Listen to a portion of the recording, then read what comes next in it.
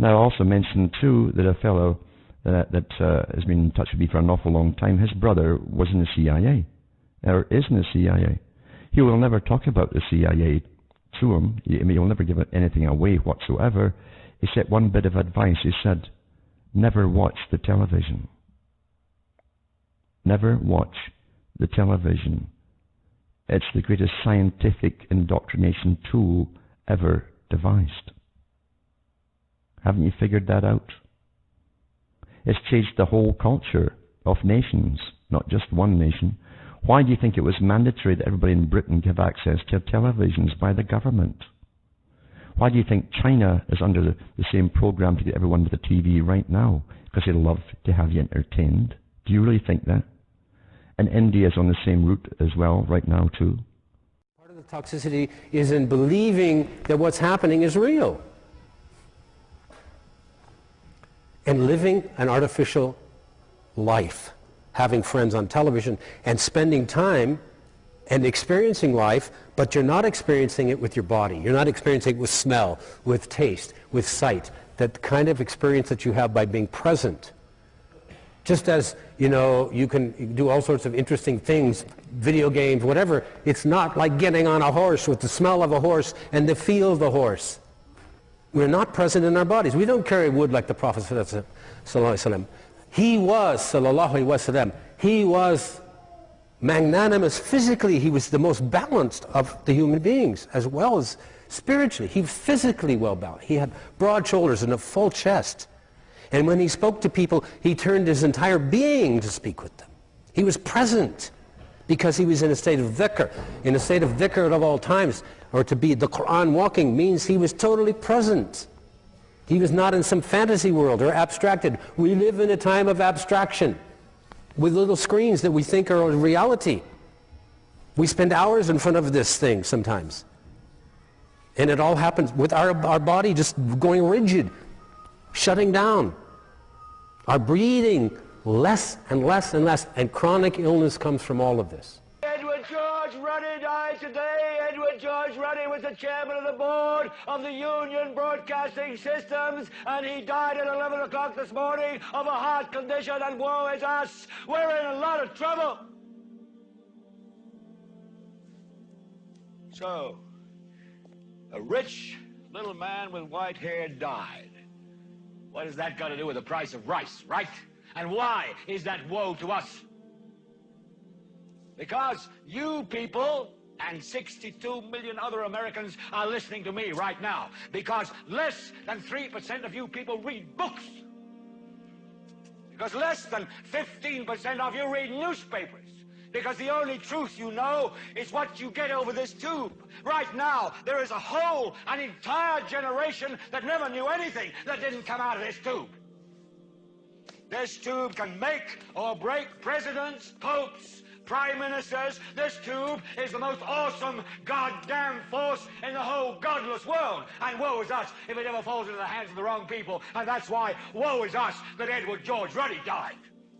Because this company is now in the hands of CCA, the Communication Corporation of America.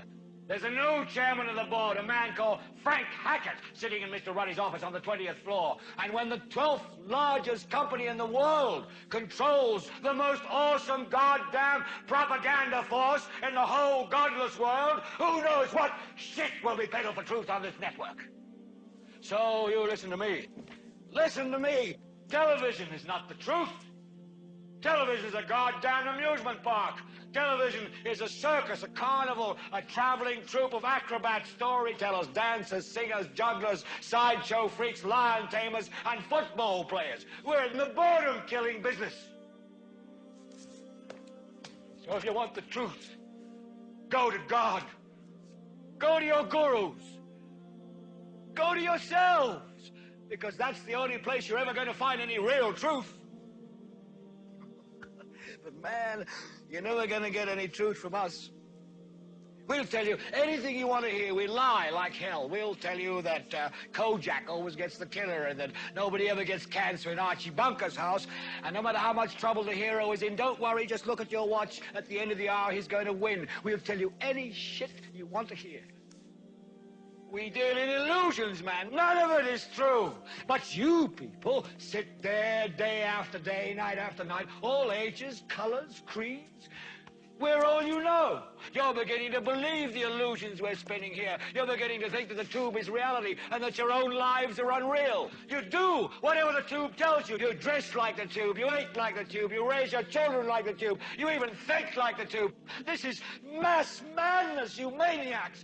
In God's name, you people are the real thing. We are the illusion. So turn off your television sets. Turn them off now. Turn them off right now. Turn them off and leave them off. Turn them off right in the middle of the sentence I'm speaking to you now. Turn them off.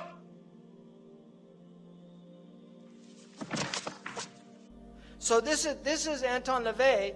The birth of TV was a magical event foreshadowing its satanic significance. TV's infiltration has been so gradual. You see, khutuwat. It goes slowly, so gradual, so complete that no one even noticed. So people, 50 years ago, you couldn't have shown the violence. It's gradual, but now it's happened. People say, what happened? It was slow. It took time. Shaitan has till Yawm al-Qiyamah. Anzirni. Give me time. And Allah said, you have till Yawm al-Qiyamah. And He said, I'm going to get them all. I'll get them all.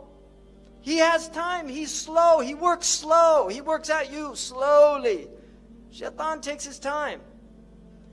People don't need to go to church anymore. They get their morality plays from television and the movies. That's what teaches them morality. Many of you already read my writings indicating that TV is the new God. There is a little thing I neglected to mention up till now. Television is the major mainstream infiltration for the new satanic religion. Anton LaVey wrote this. Now, this is a man who had several actors and actresses that were his followers. They were literally his followers. So he's not talking as some kind of marginalized. This is somebody who had influence in Hollywood. And one of his followers had a heavy influence on many of the major directors in the United States. Dajjalic culture. Inni la'undirukumu. I'm going to warn you about the Dajjal. وَمَا مِن نَبِيٍّ إِلَّا وَقَدْ أَنذَرَهُ قَوْمَهُ. No prophet except he warned his people. وَلَكِنِّي سَأَقُولُ لَكُمْ فِيهِ قَوْلًا. I'm going to tell you something. لَمْ يَقُلْهُ نَبِيٌّ لِقَوْمِهِ. No prophet said it before him. إِنَّهُ أَعْوَرٌ. He has one eye. وَإِنَّ اللَّهَ لَيْسَ بِأَعْوَرٌ. He doesn't have one eye. You're God. This God has one eye. Why is there so much one-eye symbolism amongst these entertainers? Have you ever seen anybody when you take a picture and he says, hold on, hold on. I've never seen any normal person do that. Why do they do this? Because this is their religion. They worship the one-eyed God. Horus, he's called in Crowley's mythology.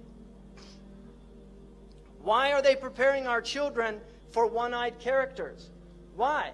Why? The minions. They're actually called the minions in this film. Why are they doing this? Why do they all do these one eyes? What's going on? Why are all their symbols with one eye? What's happening?